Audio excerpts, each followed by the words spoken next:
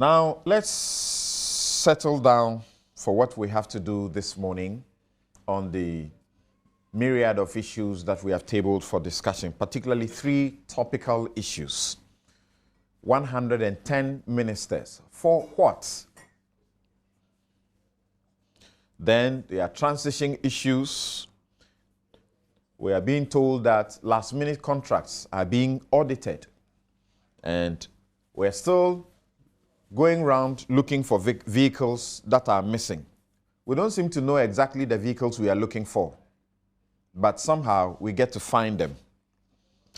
And then the xenophobic threats in Banda Ahinkro. Of course, there's also the NDC's Election Review Committee that is suffering some difficulties. We'll look at all of these. But let's start by listening to the President, Nana Addo Dankwa Akufo-Addo, his justification for the 110 ministers. I don't believe that any government in the Fourth Republic has inherited the challenges that my government has inherited. We're talking about a country with a 74% GDP to debt ratio, 2.4 billion debt overhang in the energy sector, persistent decline in industrial and agricultural output, production, the slowest rate of growth over the last 20 years, 3.6% rate of growth, widespread unemployment, major issues of corruption,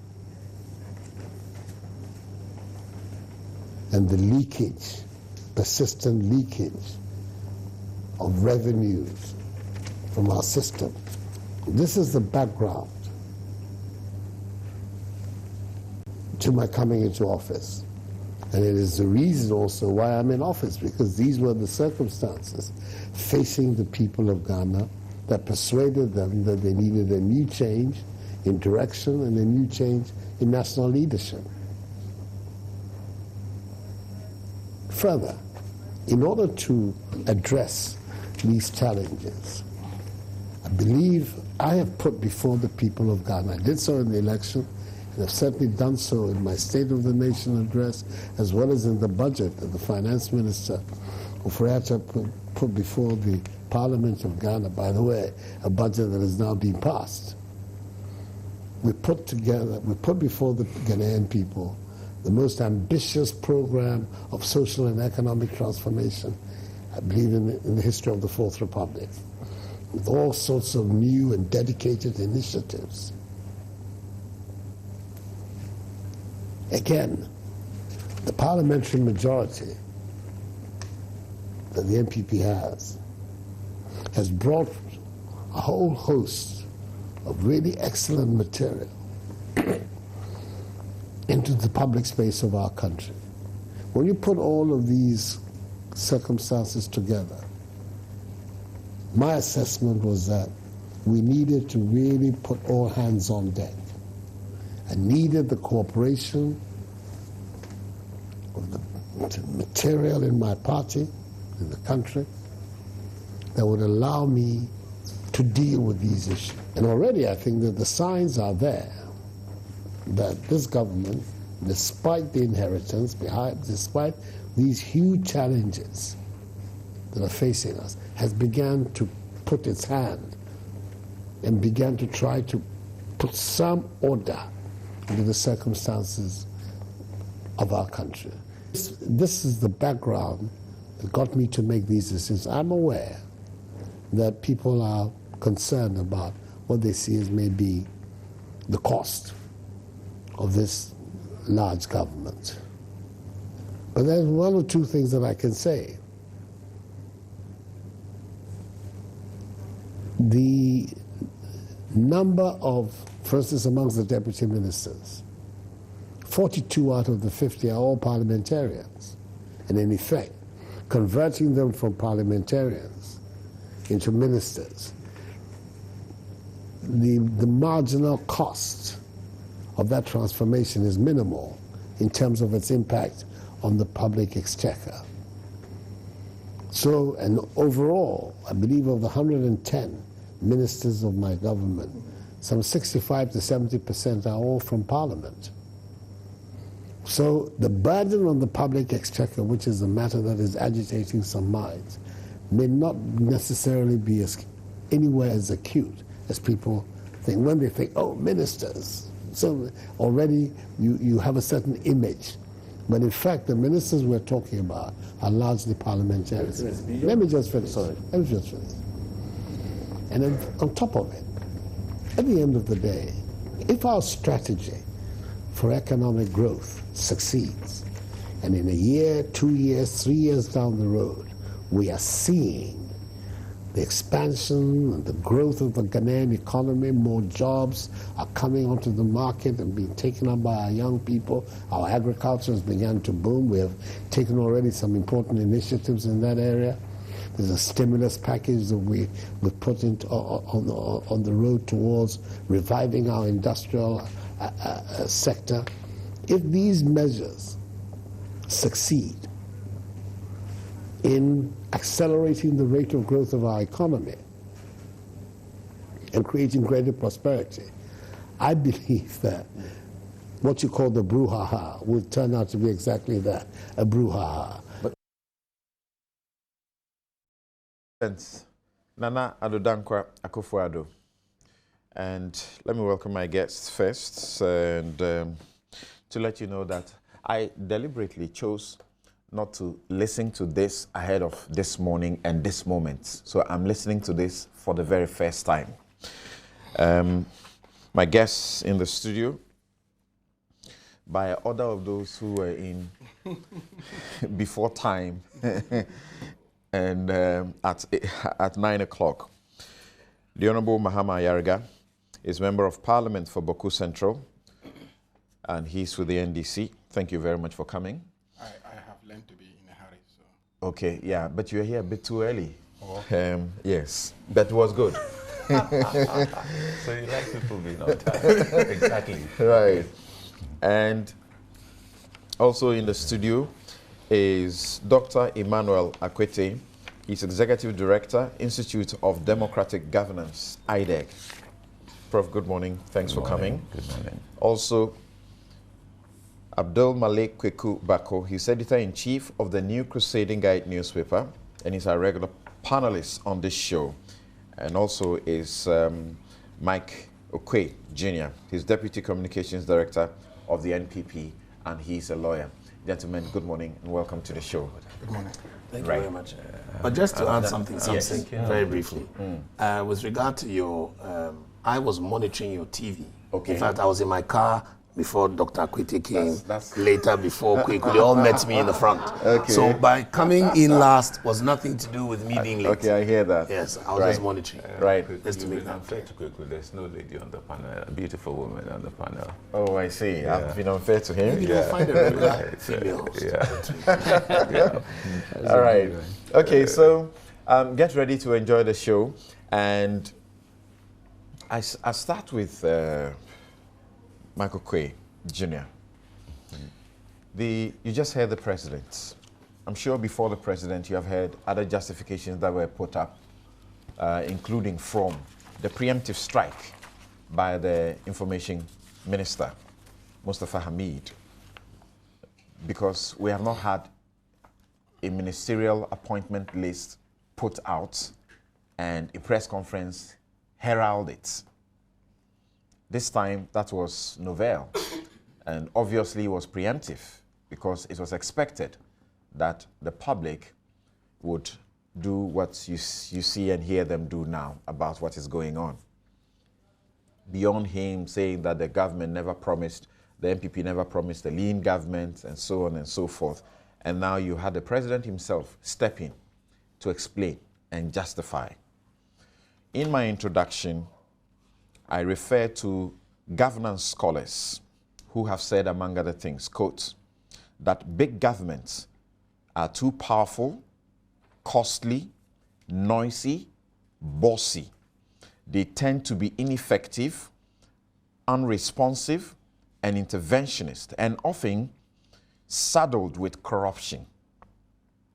There's another who says that they must be made small, that's governments, they must be made small to shrink the size, power, spending, tax, debt, and liability of the state at all levels. A government, a small government, is simple and cheap, thrifty and effective, accountable and responsible. President Akufo-Addo's explanation clearly shows that the NPP does not believe in what these governance scholars and experts have said. And I would be, in the course of the program, I'll be referring copiously to the sources of these statements, particularly from Professor Jampo, Professor Jampo's research work, Ministerial Appointments and Government Expenditure in Developing Democracies, a case study of Ghana's Fourth Republic. This was by Professor Jampo, Department of the Political Science, University of Ghana, together with Alhassan Suleimana Anamzoya, Department of Sociology, University of Ghana. Would you say, on the back of these and how the government has been swamped by the president also calls it brouhaha, that the explanations he gives are a bit pathetic, anemic? Well, very good morning to you, to my fellow panelists, and to your viewers and listeners as well. And I would like to say that this is a matter that needs to be handled with great care. Now, when you use the words like pathetic and anemic and so on, those are expressions that I don't know whether they're yours or borrowed from other people or an impression or an opinion, but that is not the reflective case. I'm actually of what we're attempting looking to at. sum up the public outcry. No worries at all. That's your summation, as I said. Now, let us look at the facts. You just gave us a lovely quotation about somebody who said big governments tend to be corrupt. They tend to be what else? They are ineffective, they are interventionists, they are irresponsive. All these things that you said. Now, for lack of anything, I remember that when in the year 2001, President Kufuor attempted to arrest the very serious challenges that were facing Ghana at that particular time, we had all these comments. What a big government. Why? And he came to explain why. Because the challenges at that time required that he needed more people to deal with it. You know, Ghana has a bit of a problem, which we should all admit. The system itself is something that needs to be tweaked to work even better. And so the president, he is fully in charge of the executive that he appoints. But you and I know that when it comes to all the other various branches, some of them are not as effective, at least in the beginning, until certain specific tasks are allocated and they are tweaked. So this is the reasoning behind why such a large number of people have been appointed to face the challenges.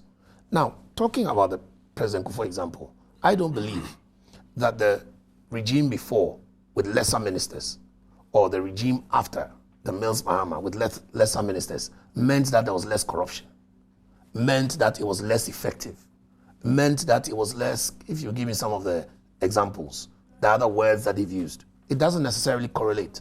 Maybe it may correlate in a Western atmosphere where you just need one supervisor for 20 effective organizations anyway.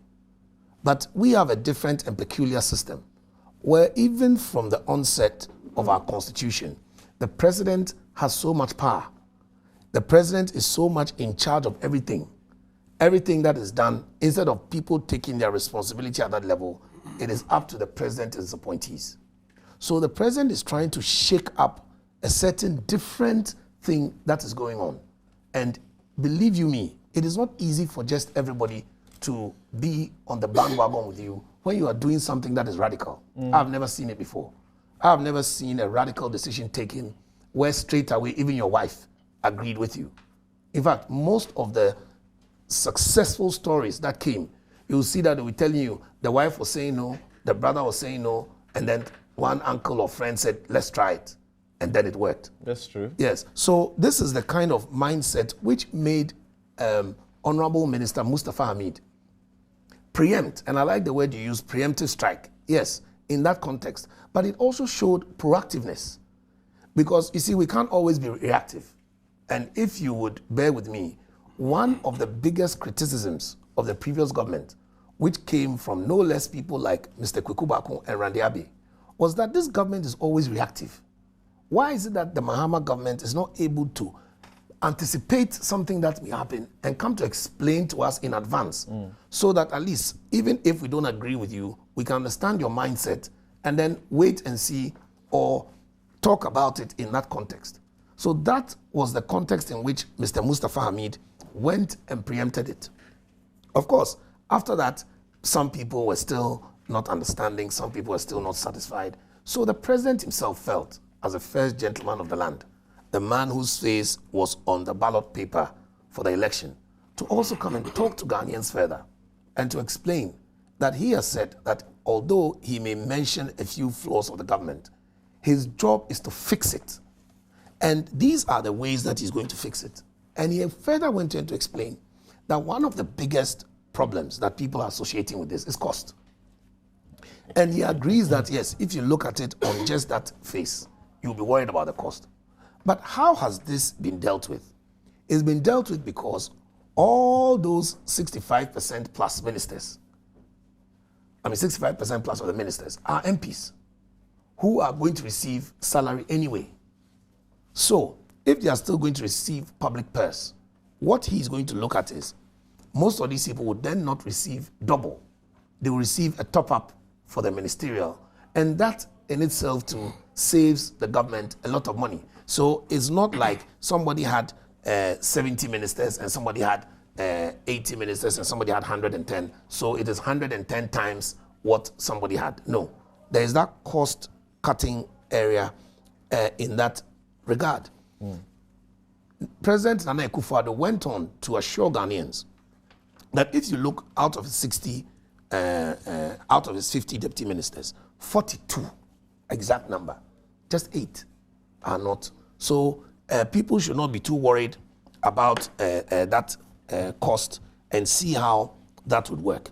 Now, we cannot always just look, as President Kufuor famously said, the cost of everything and not the value of it. Because if these people together are able to succeed in doing what they have to do, I don't think anybody would want President Akufo-Addo to succeed. And then he said to not succeed and say, oh, I used 60 ministers. That's why I didn't succeed. I don't think, Mr. Ayenini, if President Nana Akufo-Addo had to come to Ghanaians at the end of 4 years and say, I failed, but I failed because President John Mahama had 10 ministers, so I decided to choose 5. Okay. And that is why. So let's do this. I'll go around and come back. Oh, we're going to go into the details. We're going to go into the details, the questions of course that you raise. You'll have to further justify that properly. Okay. And we'll have a couple of questions on that. You, for example, have to answer why you need 3 deputy ministers for information, what exactly they are going to be doing. The Agric Ministry, why you need such a fine man, an expert as the minister, and you need this number of deputies plus another man at the presidency. For what purpose? Okay. But let's hear the Honorable Ayarga on this briefly. There are those who say, of course, this is historic. Dr. Kwame Nkrumah had 41. Dr. Buzia had 49. Dr. Liman had 54. Jerry Rawlings had 82.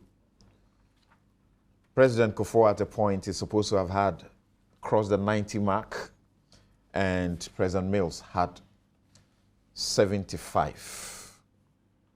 Is it just about the numbers that we are concerned about? Well, thank you very much, and good morning to your listeners also. On On Thursday, I was driving from Parliament home, and I was listening to BBC, and they were trying to reach people in government. According to BBC, they couldn't reach anybody in government to explain why the president needed to appoint 110 ministers of state and deputy ministers of state. And so they went around interviewing people in the streets and also in other African countries. And they interviewed somebody in Kenya, and he said he thinks the president of Ghana is trying to get into the Guinness Book of Records through the back door. I had a good laugh. I mean, it was funny, but on a lighter note, the Constitution says that the state should be run efficiently, and the president should appoint such number of ministers as he or she deems fit for the efficient running of the state. So if you look at it from a pure legal point of view, president does nothing wrong appointing 110, 120, 130, 200 ministers of state. Strictly speaking, legally, no offense committed. Politically, the citizens will have to examine whether there's value for money, given the number of ministers involved and what they see as the expenditure that they incur on their ministers of state, whether they think that they are going to get value for money. What I hear the president saying is that, give me the opportunity, let me appoint 110, because the problems that confront our country are so numerous and so grave that I need that army to be able to deal with the problem. Yesterday, I listened to radio from one station to the other. I noticed that people were struggling to explain the problems of the country, the work that needs to be done, and etc. And what I noticed in all the debate is that many people have not realized that the character of government machinery over the years has evolved. If you look at 1992, the number of institutions that we had for running or helping run the state are not as many as the number of institutions that we have today. You can take sector by sector and you will see the evolution. Take, for instance, energy. Yesterday, there was so much effort to defend using energy as a typical example, that the problems confronting the energy sector are so many that you need so many deputy ministers of state. What we have not realized is that, for instance, in the energy ministry, you now have the Energy Commission. So the Energy Commission serves as a brain of the energy sector that is supposed to strategize, develop policy options and plans to resolve the energy problems and give that to the minister. This is an institutional evolution. I don't think this was there, many years ago. And the same way, if you take education, the Minister of State who will be in charge of tertiary education, Doug is here. If you recall, we established what is called the National Council for Tertiary Education. The National Council for Tertiary Education has an executive secretary who virtually oversees matters regarding tertiary education. So I can show you from ministry to ministry to ministry that a layer of what we call commissions, authorities, and councils have been established directly under ministers that are providing all the policy options to ministers and evolving the strategies to support ministers to be able to deliver on the promises that presidents make in their manifestos and parties make in their programs. And the interesting thing is that all these are also appointed by the president.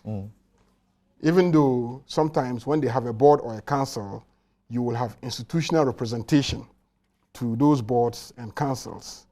So the other argument that I heard yesterday being made about perhaps we don't trust the civil service, we don't trust the public service, and therefore we need our own army of trusted hands to be able to deliver on our manifesto program, falls flat because the executive secretary of the National Council for Tertiary Education is to be appointed by the president. The chairman of the Energy Commission and the executive secretary of the Energy Commission, who will virtually manage the process of evolving the policies and strategies for the energy sector, is also appointed by the president. So who will sabotage who? And who doesn't he trust?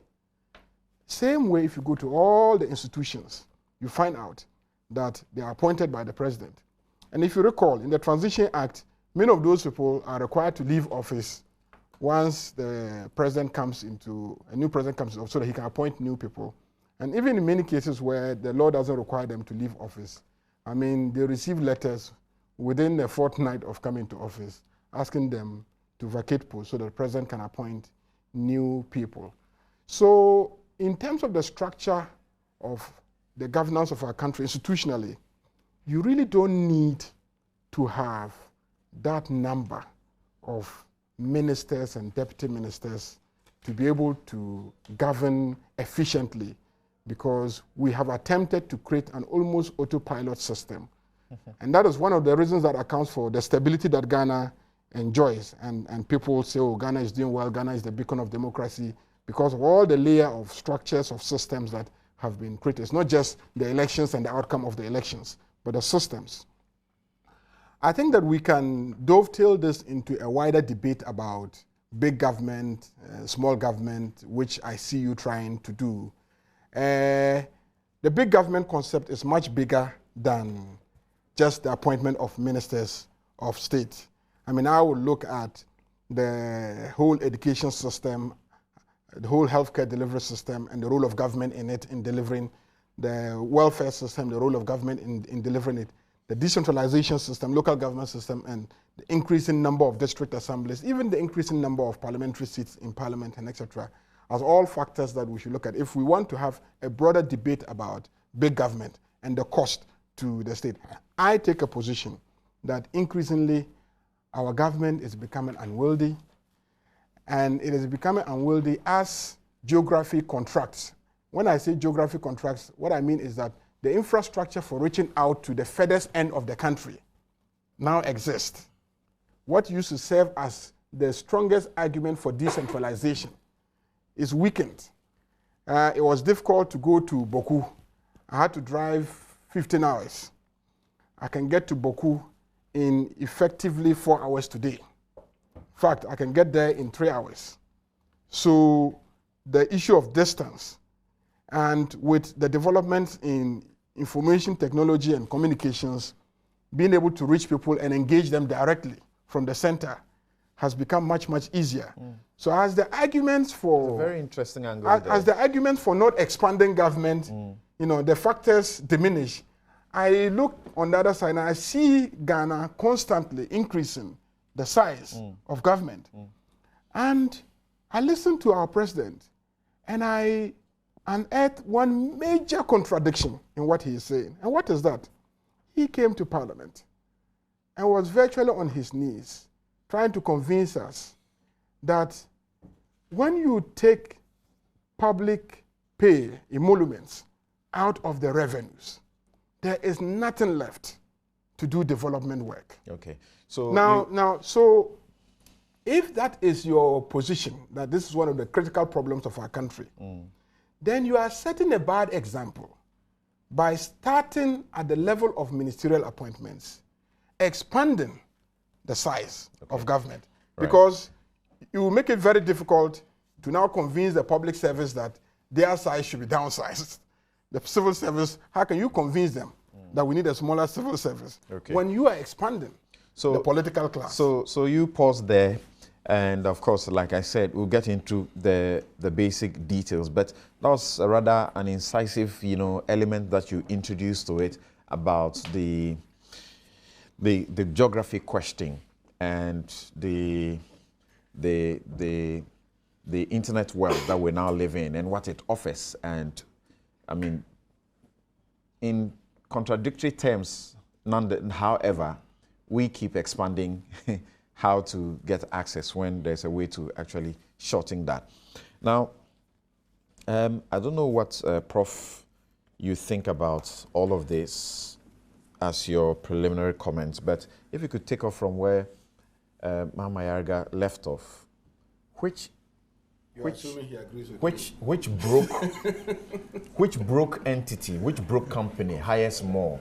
I think that's a common sense question to ask to the governance issue as well. Which broke company hires more? Well, it depends. If the firm is broke and is a very important organization, it might go under receivership. Somebody will be appointed to look at it. That's right. And the person might well come to the conclusion that to save this important company, because we can't stand there to let it collapse, I need to bring in, after taking stock of the people in there, I have to bring in some more qualified people proven, tested, and they don't come cheap. So actually you may end up, they might cut numbers, lay people off to save some money, but they might also bring a few people who would probably cost more than anything else to fix. The challenge then is, would they fix it? Mm-hmm. Okay, so if you're taking them on for two years, at 2 years, what kind of company do you have? What are the profit levels? And what is the recovery rate, so that if they have debts and so on, they can pay? I think for me, we're dealing with a more complex question, but because we have looked at the cost, the number astonished everybody, is high. And two, there's an assumption that there's a lot of money spent on ministers of state. And I think Honorable Mahama Yarga could speak a little bit to that. But there is that fear that so much money that could have been allocated or devoted to providing good public services to poor communities will now be consumed by these, elites, in high political office, their cars, this, that, and so on. So a lot more goes into the debate over this than looking concretely at what do we need them for, okay? And so my approach had been to try to understand what the president wants to achieve, because after winning the elections and looking at his manifesto, the manifesto is raw. From a public service, from a technocratic perspective, it's raw. It needs to be translated. You see, you need to translate your policies into programs, into your manifesto into policies, programs, and projects. You also need to understand how its implementation would affect ongoing business, and sometimes the things you can't do because you can't easily find the money to do, or it might probably create legal problems. And so it's a very complex work to be done. And the question is, who does that? Okay, in the scheme of things in our governance system, the president's primary machinery as president and as head of state for doing the business of the state and the business of the nation is the bureaucracy, the civil service, and the other public services. These are they are technocrats, they are trained, they have all sorts of skills and competencies that you require, and so on. And it seems to me that whenever I see a lot more ministers appointed and the appointing authority says we need them to ensure more effective implementation of it, I think the unspoken language is that there is some problem, perceived problem, with the bureaucracy that does the job. And I think in our country, and particularly in the Fourth Republic, there is a certain tension and a certain dysfunctionality between the political elite and the bureaucratic elite. Even if you look at how we manage the top leadership and the changes that we do, politicization has become one of it. There is always the fear that a certain group of civil servants who work closely with one minister is loyal to that minister and would necessarily be disloyal to a new one, even if it's within the same party, or and worse, if it comes from a different party. These human things are there, and we are not addressing them.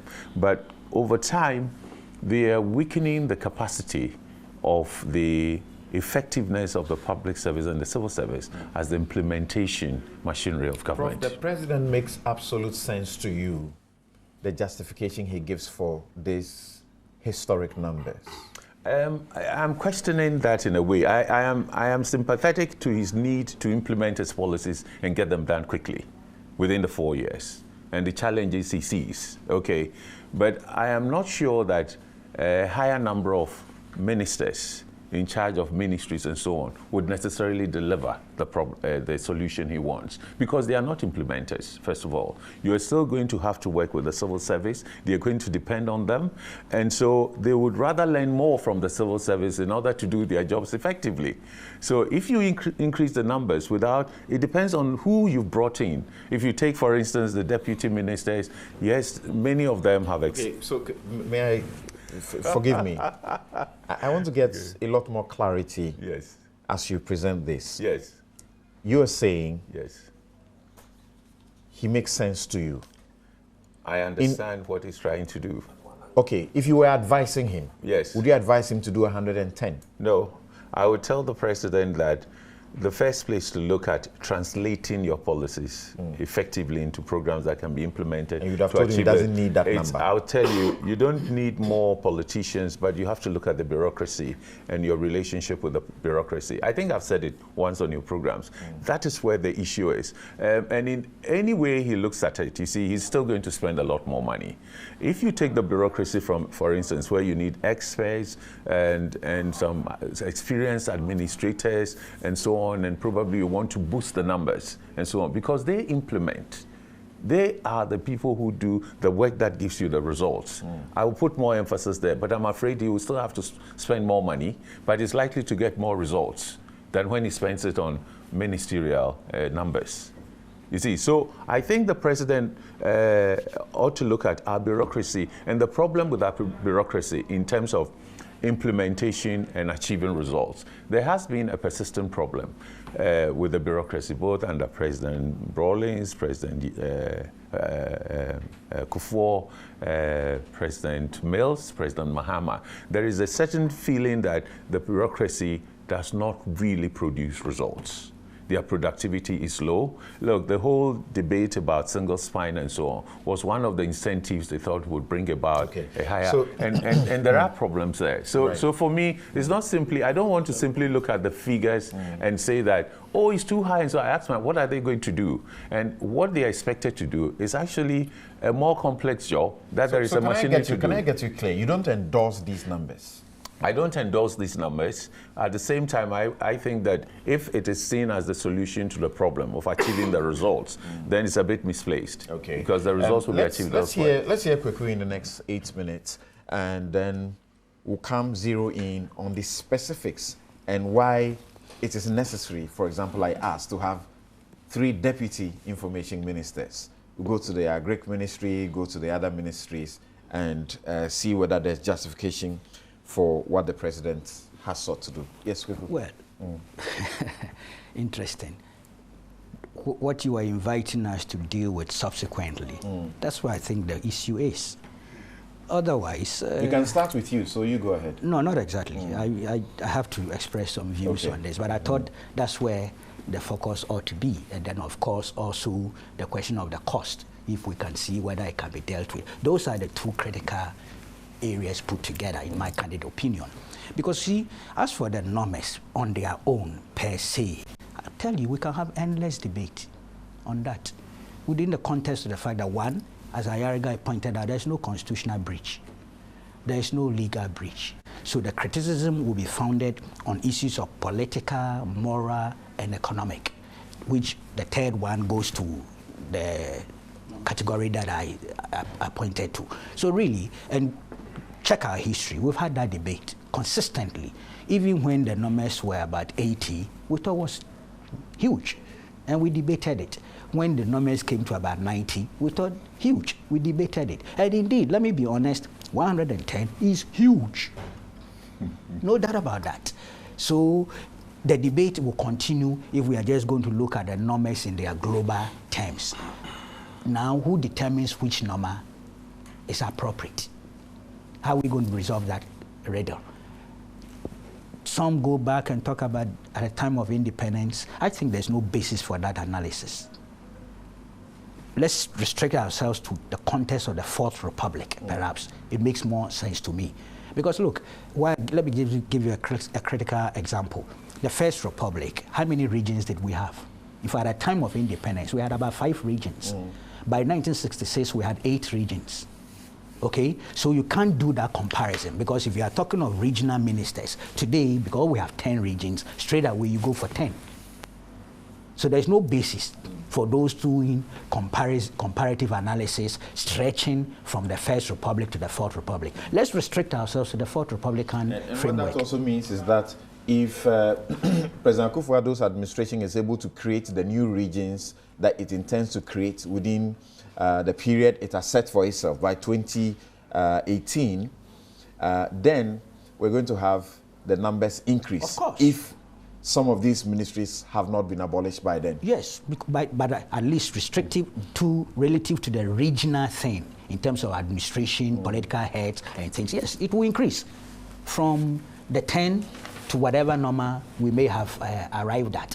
So I'm only asking that it's more meaningful, more scientific if we are restricted within the Fourth Republican framework. Otherwise, the numbers will change.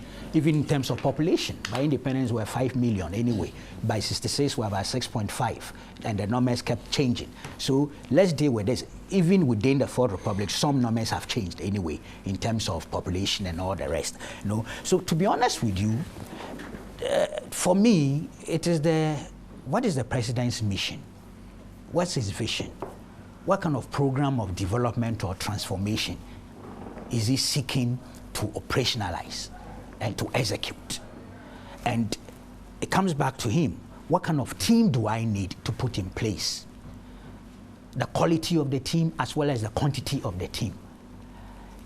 Bottom line, honestly, I recall we had this debate here, and you can check your records. It was to do somewhere, I think, 2013 or so, March. You can check your records. We're talking numbers. And I made the point clear that for me, the numbers were not the issue. It was what the numbers will produce and how they go about producing it. I remain the same. Is the occasion of that discussion that Nana Komia and Co are now Fantastic. being referred to, that on that occasion they said that the NDC regime had too many ministers and were just waste. Yes, to be honest with you, and I have to be very frank sometimes with myself too, prior to 2001, I was also of the view that the numbers were huge. And I was part of those who were criticizing the Rawlings administration for having those numbers. I remember Madam Hawa Yakubu led us in that crusade. Then Mr. Kufuor made a certain confession, a public confession, and proceeded.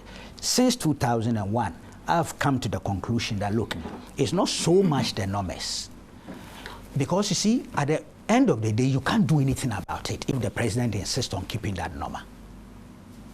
You can't do anything about it. The public can bring pressure to them to insist. I said if he insists. The public are entitled to criticize, to lambast, to attack, to bring alternatives, especially the civil society groups, the governance groups, and they are doing it. And I'm happy with that. Indeed, it is fantastic that you had all those groups coming public and saying this is wrong, we disagree. But that's the end of it. If the president does not listen or hear and insist that this is the program I have and this is how I'm going to execute the program, bottom line, come election time, that's when you exercise that your veto. That's all. If it's a constitutional breach, if it's a legal breach, then there are avenues, even now, for you to proceed to cure the mischief. But if it is not a constitutional breach, it is not a legal breach, you can talk.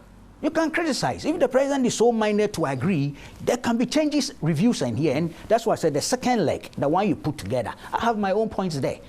I agree the number is big. I've done my own assessment where I think that, look, we can do reduction here and there. But I realize that even the reduction is marginal. For instance, information, I cannot understand why we should have 3 at information. Are you allowing me to proceed then? Yeah, go ahead. Yes, I cannot understand why we should have 3 at information. Reduce 1. The number becomes 109, is it? We go to energy. Surprisingly, I'm for energy 3. If you recall, I was against the combination, the collapsing of the petroleum and power into one to make it energy. I thought that's a new area and a very expansive area. So I was thinking they should be allowed to remain separate. The president, in his vision and the kind of program he has, decides to put them together. I don't have a problem with 3 deputy ministers going there because of my own understanding of the new zones there and the implications there. Agriculture, 3. I would have said, okay, and that's not unprecedented. We had 3 deputy ministers of agriculture at the Rawlings by 1999. But you see, there is a minister of state for agriculture. Before then, we had deputy ministers in each region for agriculture. That's right. You are damn right. Okay. That's true. That's true. In each region, Yeah. I remember. Yes, but we then subsequently we had 3 deputy ministers for agriculture. What I'm saying is that it's not unprecedented, even though because you now have a minister of state for agriculture at the presidency. I think the 3, not the best. Okay, I would defer. I realize you want to. I just think that for a long time we've looked at numbers and then we reacted. But there is a good case why people get anxious about numbers and irritated. What results do they achieve?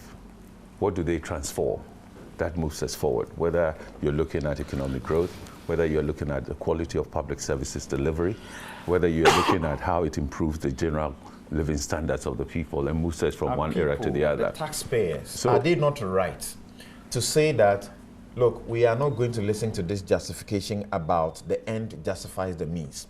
What we want you to know now, Mr. President, is that we will not be saddled with this extra burden.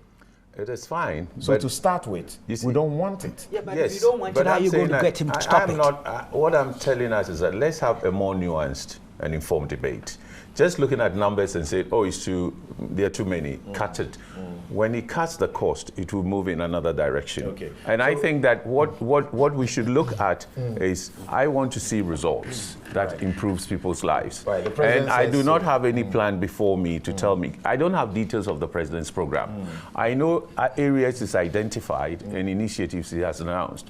But translating those into what needs to be done, costing them what people are needed to deliver this within the next 2 years. I'm saying it's not the primary function of a party. Okay. The parties can do that. It's done by a public service, it's done by a civil service, and we have to look in that direction. Kuku has started us on the subsectors, the specifics that we are getting into now. Yeah, and another element which is connected is also the kind of reconfiguration that has been done in terms of separations of ministries and things that could also be looked at. Okay. You know, people have been arguing, why do you separate them? Why don't you put them together? So we are going to take a break here.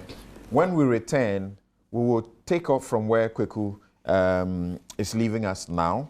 And a couple of questions will be asked. And I don't want Mama Erica to forget. There's a suggestion which Michael Quay Jr. has also made this morning, that in Nanado's government, those who are MPs and have been called to serve as ministers will not receive double pay. And the suggestion has been that that is what was happening previously, that they were taking double pay. Is that correct? No. If that is not the case, why is it part of the argument that even the president puts up to justify why the numbers will not cost the state? Now, something before you hand off, let me just say, what President Nana Akufo-Addo is saying is that before, I don't think we had a situation of 70% of ministers coming from parliament. You know, the constitution says it should be 51%. Right. He's saying that one reason he's made that number high is so that even we won't have a large number of ministers also being paid in addition to MPs Because being ministers on paid. their But since own many get of them more are than MPs, yes, MPs. many of them are MPs anyway. All right. The elevation is that there'll be a top-up of the salary for them to perform certain specific functions. But I'll go into the detail when we have the second bite of the cherry. So we take a quick break here. We return to continue with this very discussion about the code 110.